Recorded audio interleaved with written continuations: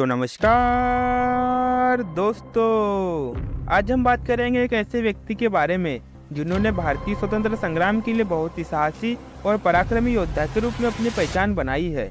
और यह है नेताजी सुभाष चंद्र बोस। इनका जन्म 23 जनवरी 1897 को उड़ीसा के कटक में हिंदू परिवार में हुआ था। इनके पिता का नाम जानकीनाथ बोस और मां का नाम प्रभावती था। कटक के प्रोटेस्टेंट स्कूल में प्राइमरी शिक्षा पूर्ण कर 1909 में उन्होंने रेवेंशा कॉलेजिएट कॉलेज में दाखिला लिया। कॉलेज के प्रिंसिपल बेनी माधव दास के व्यक्तित्व का सुभाष के मन पर अच्छा प्रभाव डाला था। मात्र 15 वर्ष की आयु में सुभाष ने विवेकानंद सहायता का पूर्ण अध्ययन कर लिया था। पिता की इच्छा थी कि सुभाष आईएएस बने, किंतु उनकी आयु को देखते हुए केवल एक ही बार में यह परीक्षा निकालनी थी।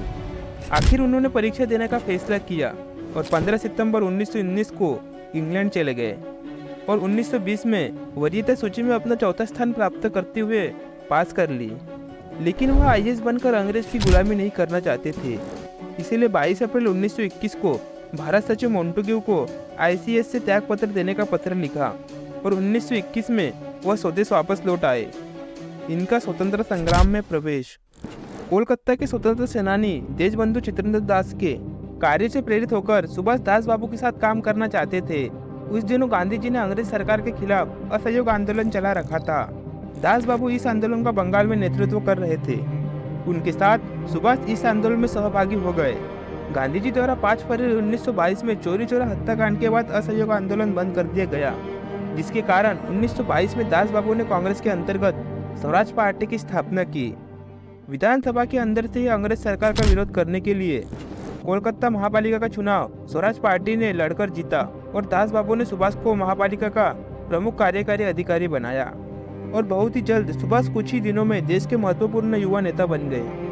1928 में कांग्रेस का वार्षिक अधिवेशन में सुभाष ने खाकी गणवेश धारण करके मोतीलाल नेहरू को सैन्य तरीके से सलामी दी और 26 जनवरी 1931 को कोलकाता में राष्ट्रीय ध्वज फहराकर सुभाष एक विशाल मोर्चे का नेतृत्व कर रहे थे।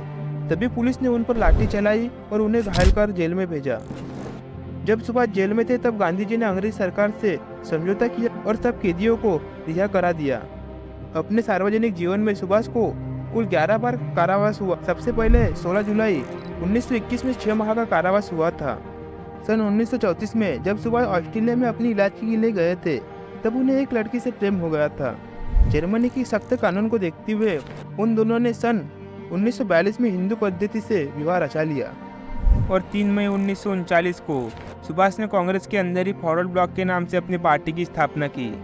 कुछ दिन बाद सुभाष को ही कांग्रेस से निकाल दिया गया। बाद में फॉरवर्ड ब्लॉक अपने आप ही एक स्वतंत्र पार्टी बन गई। जर्मनी में प्रवास और हिटलर से मुलाकात। बर्लिंगम में सुभाष सर्वप्रथम रिबेनट्रॉप जैसे अन्य जर्मनी के नेताओं से मिले।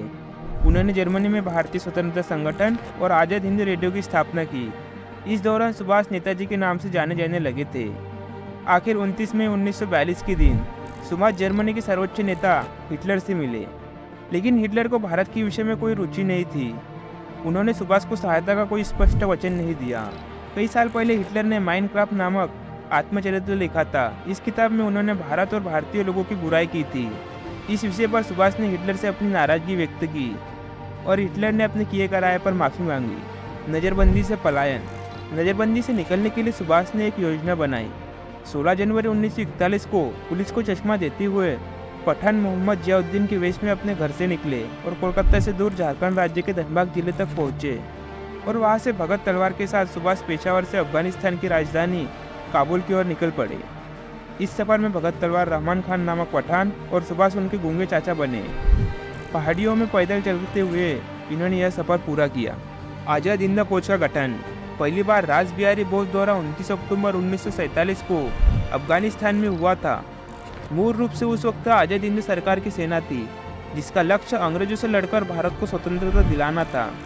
जब दक्षिण पूर्व एशिया में जापान के सहयोग द्वारा नेताजी सुभाष चंद्र बोस ने करीब 40,000 भारतीय स्त्री पुरुष प्रशिक्षित सेना का गठन किया और उसे भी आज़ाद हिंद फौज का नाम दिया, तो उन्हें आज़ाद हिंद फौज का सर्वोच्च कमांडर नियुक्त करके उनके हाथों में इसकी कमांड सौंप दी गई।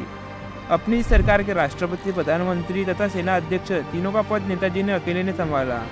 इसके साथ ही अन्य जिम्मेदारियां भी महिला संगठन लक्ष्मी स्वामीनाथन को सौंप दिया गया। उनकी इस सरकार को जर्मनी, जापान, फिलिस्तीन, कोरिया, चीन, इटली और आयरलैंड ने मान्यता दे दी। यज्ञपीठ आज़ाद हिंद फौज के सेनानियों की संख्या के बारे में थोड़ा बहुत मतभेद रहे हैं, परंतु ज़्यादातर इतिहासकारों का मानना है कि इस सेना में लगभग 40,000 सेनानी थे। इस संख्या का अनुमोदन ब्रिटिश गुप्तचर रहे कर्नल जी.डी. एड्रेस ने भी किया है।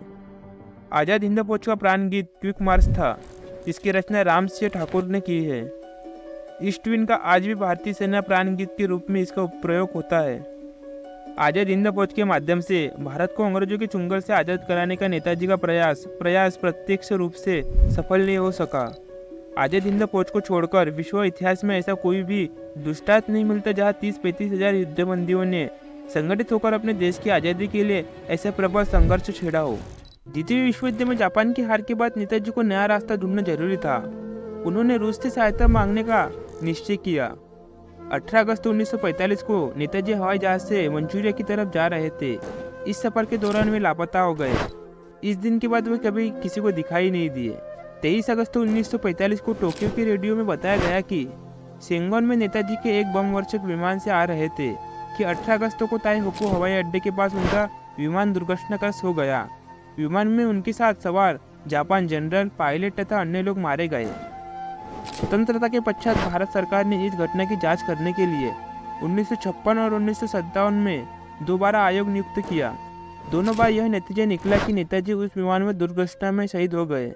लेकिन 1999 में मनोज कुमार मुखर्जी के नेतृत्व में तीसरा आयोग बनाया गया कि 1945 के ताइवान की भूमि पर कोई हवाई जहाज दुर्घटनाग्रस्त हुआ ही नहीं था।